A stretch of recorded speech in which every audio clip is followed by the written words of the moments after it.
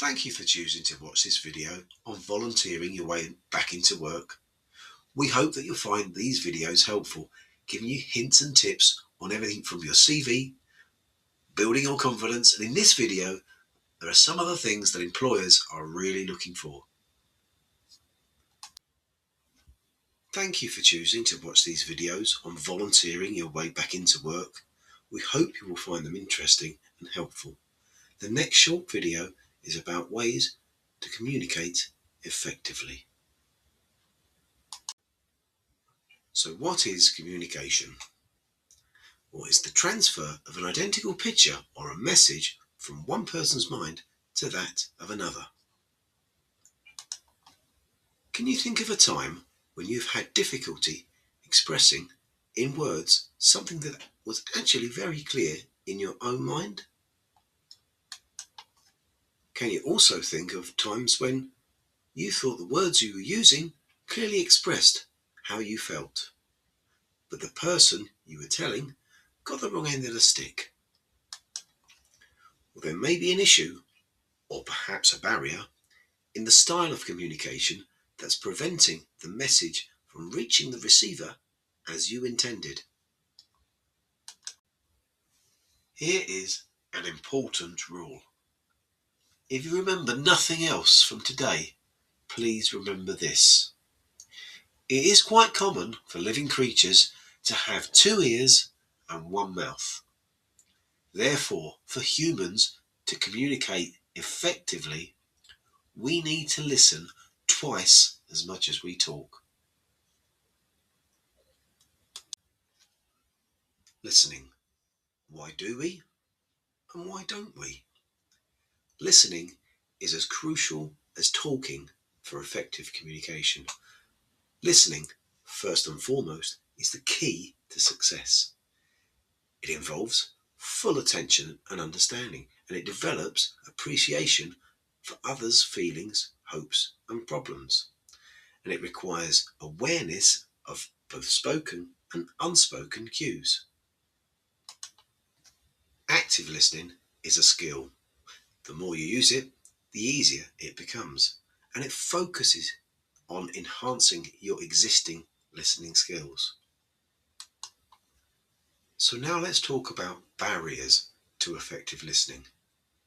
Selective listening is when you focus on information that you think is relevant. A lack of interest in the subject often affects the level of the audience's engagement. Audience attitudes can hinder listening. Also, fast speaking. It may outpace the audience's comprehension. Negative reactions from attendees create barriers.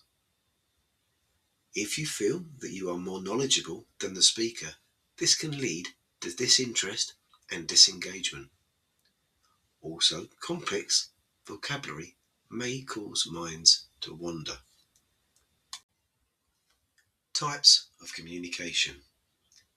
It's the words we use, something called paralanguage, and also the non-verbal communication. So, physical words. This is the vocabulary that we use. The structure of our sentences, paying attention to the language used, the sentence clarity, and the phrases used. And this represents 7%, not 17 or 70, 7% of communication. The term paralanguage refers to things like the characteristics of the voice, also the rate of speech, dictation, and the speed and the rhythm of the speech. And this represents 38% of communication.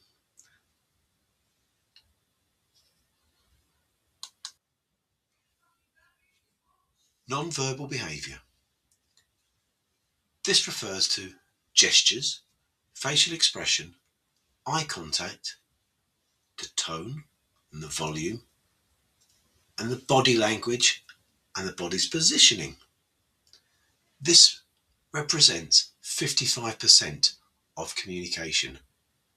So you can see that over half of all the communicating we do isn't with our voices.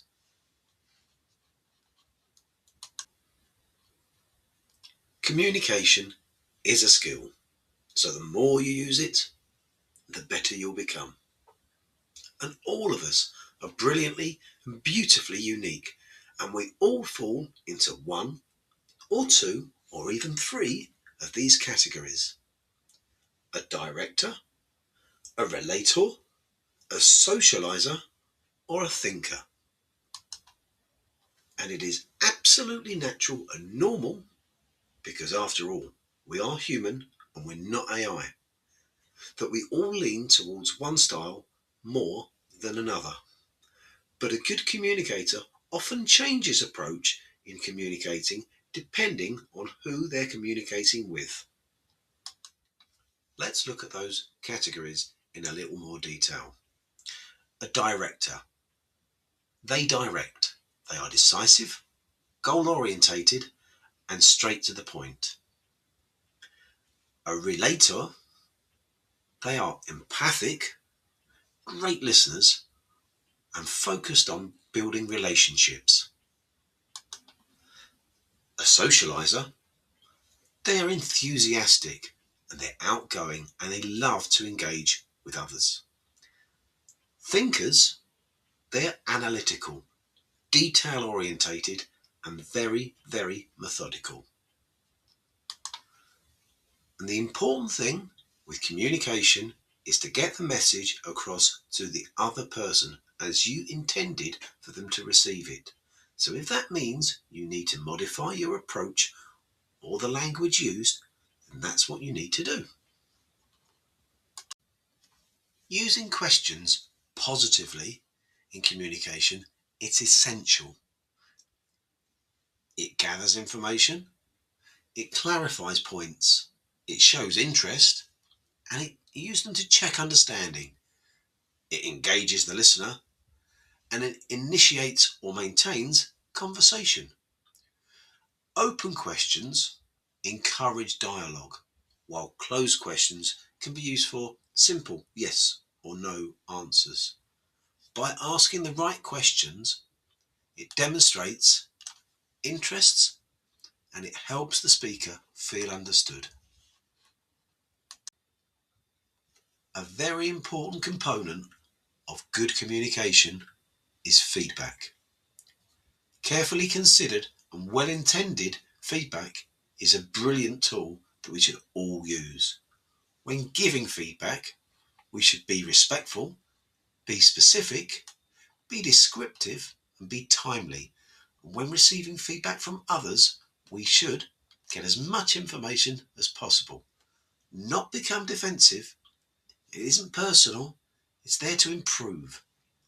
So we should always try to use the feedback we receive constructively. The benefits of feedback are to reduce any uncertainty. It also solves problems. It builds trust and strengthens relationships. Crucially, well-intended feedback improves work quality. So, as a roundup, good communication skills use your active listening skills. These skills are crucial in identifying underlying issues, and they also are essential in developing the skills that will enable you to build successful relationships. So if you remember, communication is just the transfer of an identical picture or message from your mind to somebody else's. If you would like to find out more about how you can start your volunteer journey, please get in touch with us. Thank you so much for listening today.